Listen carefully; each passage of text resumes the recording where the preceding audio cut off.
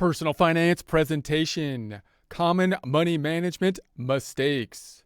Prepare to get financially fit by practicing personal finance. We'll start off with a list of common money management mistakes, and then we'll go into some of the items in that list in more detail, noting that there's going to be some overlap between some of these items. Obviously, each individual circumstance is unique, and some of the things that are in their control, there are some things outside of their control, and some people have different issues with regards to their money managing skills. So some of these items might be not be things that you have a problem with, and some of them might be issues for you. So these are just some common items. So the list includes overspending driven by impulse buying, overuse of the credit card, insufficient liquid assets, the use of savings or borrowing to pay current expenses, failing to put unneeded funds in an interest-bearing saving or investment account. So let's go into some of these in more detail, starting with the impulse buying. Now, note that impulse buying is one of those things that some people might not have a problem with, because some people might just go shopping just to get something, whereas other people like to go shopping because they enjoy shopping. And impulse buying, being able to buy something that you didn't plan for, to some extent is part of the process of the shopping process. But if you have an issue with regards to staying into a particular budget, then you might want to set parameters. The goal would be to set some parameters around the shopping, and that might actually give you some more leeway to be able to be comfortable with your impulse buying, as long as it's within a given set of parameters. That, of course, usually gets back to, in essence, budgeting. So let's first define impulse buying in such a way that we can then make parameters around it. This is going to be a very restrictive kind of definition that you could then broaden on. So we're going to define an impulse buy as any time you purchase something you weren't planning to purchase. So meaning if you didn't plan to purchase it beforehand and you purchased it, we're going to define that as an impulse buy. Again, you might be saying to yourself, if you enjoy shopping and it's an impulse type of situation, that's fairly restrictive, because some of the point of shopping might be to be purchasing something on somewhat of an impulse. So you might expand that a little bit, but that's how we're gonna define it here. It can be as small as grabbing candy bar in the checkout line that wasn't on your grocery list, or as big as walking into a car dealership to browse and walking out with a new car. So obviously those two things in terms of dollar amounts are going to be much different. If you're grabbing something that's basically on the checkout line, they got that line of stuff that's there tempting you to grab it, such as magazines and candy bars and whatnot, then that's different in terms of dollar amounts than, of course, a car dealership. Now, obviously, from a budgeting standpoint, you want to make sure that the parameters, you can set parameters with regards to the range, at least in terms of dollar range, with regards to the impulse buying there. So impulse buying tips to stop. So the first thing, of course, is the budgeting. So you want to, if you can set the budget, then you can there's two things you set with the budget. You can set basically how much you want to spend and what you're going to be spending on. You might not be able to plan exactly for what you're spending on. You might basically say that you're going to spend so much money on impulse buying as part of the budget if that's something you enjoy doing, so that you could set basically a range. And in that case, you can kind of expand our definition as not something that you actually planned on, but something that you planned on budget within that range. It's within the dollar spending range of the impulse spending that you planned on. So allow permission to spend with parameters. So obviously it's going to be, you don't want to just say, I'm not going to buy anything. If you enjoy basically shopping in that format, then you want to set the parameters, would basically be the idea of the budget, setting the parameters when you go shopping. So obviously if you left with a car, that would be way outside the parameters that you would think. Whereas if you purchase something in the checkout line, possibly not so much, although you kind of want to be aware of that checkout line thing, because I feel like, they're kind of manipulating you when they put all that stuff right at the checkout line, and then they make you wait there and look at it and whatnot. But in any case, wait a day or longer to purchase.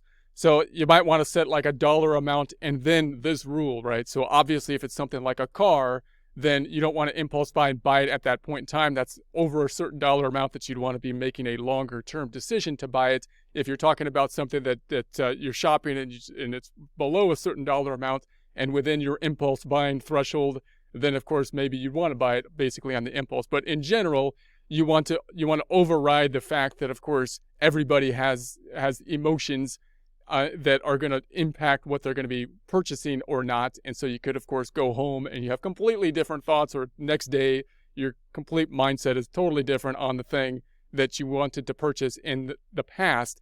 And that's becoming more and more difficult to deal with as we have so much stuff that's just hitting us all the time while we're online. We got the phones and whatnot. You could do impulse buying basically online. So to just take a step back and say, well, maybe I'll purchase it tomorrow and think about it, then that's usually a good thing. And if you're buying stuff online, then that's usually something that you could do. And if anybody, of course, is pressuring you to buy something, like a salesperson or something like that, limited time offer and this and that, that's usually when I would just leave, because I don't want to get into that personally, because I feel like I'm being manipulated generally when that's the case. But in any case, shop with a goal in mind. So typically if you make a list and go shopping, may not be as fun shopping that way, but if you get the list and you go shopping and you know exactly what you want, you can just go and then you can leave. But again, I know a lot of people just will like the browsing as part of the shopping. So if that's the type of shopping you do, then set the parameters. Do not shop when feeling emotional. So it's been tested in many different things, even like grocery shopping. When you're hungry, you tend to we buy different things when we buy stuff when we're hungry and whatnot. So when you're grocery shopping, it might be better to do it when you're full. and when we're shopping for other types of things, it might be best to do it when we're feeling, we have a plan in mind generally. Bring a friend when you go shopping. A friend, of course, might be able to keep each other basically under control. And then take only the cash you need. So it could be useful to limit the cash that you're going to spend. That also is a little bit more difficult these days, since we always have credit cards and debit cards and whatnot. But it can be a useful strategy to try to limit how much your spending is going to be and somehow physically do that some way. And then set a spending limit. And then the social media, just all the bombardment with different things and trying to compare ourselves to what other people have and say, this person has this neat thing over there. All that comparing stuff is probably not good for a lot of things, and certainly not good oftentimes for, spending and comparing stuff that someone else has compared to what we have. So insufficient liquid assets. So remember, the liquid assets are the assets like cash and other types of savings that we can use readily to make purchases when we need to. Now, there's two reasons we might not have sufficient liquid assets, meaning one is our budget is low at this point in time. If we're going to school or we're at a time in our life when we just don't have the ability for the savings, then of course may not be a whole lot you can do at that point in time. But other times we have the money, but we're not really making the strategy or thinking about how much we need in certain categories, and that's when you, in essence, would have more control of it. So you'd want to be budgeting for the normal expenses and have basically an emergency fund. Those are two things that you want to have enough money in order to basically be dealing with. And then the rest of your money, you would want to be putting in parking into longer term assets like retirement plans and whatnot, so that you can get a larger return. So there's two extremes that people do on this kind of allocation of their assets. One is they try to put all their money into investments or something like that, and or to pay off their credit cards and whatnot. And so they don't have sufficient assets to meet the expenses that come up immediately, because we haven't probably thought about it or budget long enough out into future, and certainly don't have the assets in that case to be dealing with an emergency, which we want to have. Or we take all of our money and we put it into basically investments and try to get a return, but we're locking down the money in such a way that we can't get to it. So there's different kind of ideas in terms of how much money you would want to have these categories. Obviously, when you budget, you can see what your normal expenses would be, and then you're going to want more money over and above that. Oftentimes, it's recommended for like half a year or something like that. And in the case of emergency, meaning how much could you clear like 6 months with your liquid assets if you lost your job and you had no more revenue in stream or something like that. There's a lot of advice in terms of what is sufficient into these two categories, but in general, you want to basically get these two things in mind and then get it down to the details in terms of what exactly that means for your particular circumstances. The use of savings or borrowing to pay current expenses.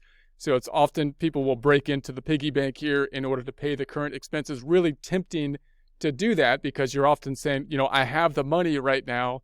I could just go into the savings. And it's particularly problematic when people do that and they're taking money out of say a 401k plan or an IRA, when they're going to be penalized to do that, right? If you put money into the 401k plan or a retirement plan, which is under the umbrella of needing it for retirement, and you break into that early, then unless you have a reason to not do that, you'll be subject to the penalties, which can be significant. And that's the whole reason you put it in there in the first place, is to avoid taxes.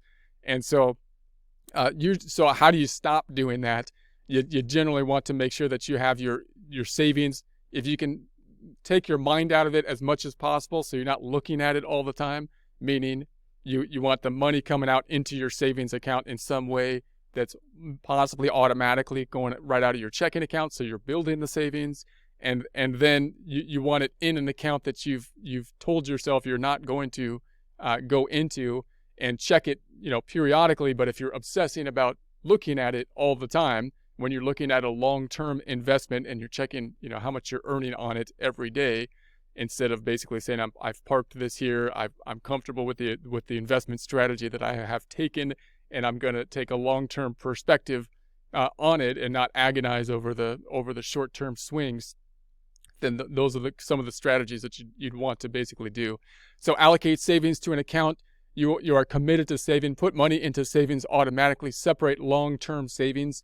So just make sure that when you're compiling, say, your financial statements or thinking about your savings, you don't want to be thinking about it like, I have this lump sum of assets here, so much as I have this lump sum of current assets that I could use right now, and I have this amount of assets that I've put away for the future, including things like equity in the home, which is another thing that you may not want to dip into by adjusting the loan unless you need to, unless you have a strategy for doing that. And then of course the savings accounts, which you're trying to keep separate and not be touching those as well. Failing to put unneeded funds in an interest-bearing saving or investment account. Now, we've seen a little bit about this earlier with the liquid assets.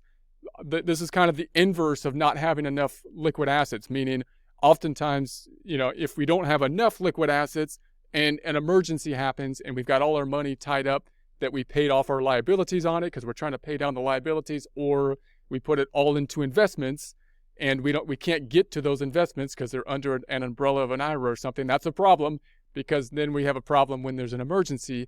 But the other thing that people do oftentimes is feel like cash is king, they say, right? Cash is the best. We want to be holding on to a whole lot of cash or very liquid assets, and that's not generally the case as well. I mean, if you see something like this, someone has something like this, then you would expect them to be like doing something illegal or something. That's the only reason you'd really, if you're doing something illegal and they have a bunch of cash, that's because they can't park it anywhere because they have to launder it or something like that. Otherwise, they should be putting that money, somewhere where the money is making them. So it's dangerous to be holding on to that much cash, right? And it's even, so you don't really want the cash to just be in cash, because you're going to lose money on it over the long run, because the cash is going to go down in terms of purchasing power just due to inflation. So if you have a lot of cash, then the goal generally is, can I get some kind of return on it? You might be in a situation where you're like, I don't trust the stock market right now. Maybe you don't trust the stock market at all. You think it's gambling to you or something like that, and you feel like it's not somewhere you want to put your money. But you can still put your money at least into a savings account where you can lower, get a little bit of interest on it generally, or into bonds or something like that are quite secure, or even into tangible types of things, metals and whatnot, in order to get some type of hedge against the inevitable inflation. It's just a matter of how much inflation there is in terms of the purchasing power of the dollars going down. So I used to, growing up, have a vision of like Scrooge McDuck in his diving into his safe and swimming around in gold and whatnot, and that seems quite impractical, because none of that stuff is he's not making him any money. What you'd really want to do is invest the money that you have, would be the general better strategy there.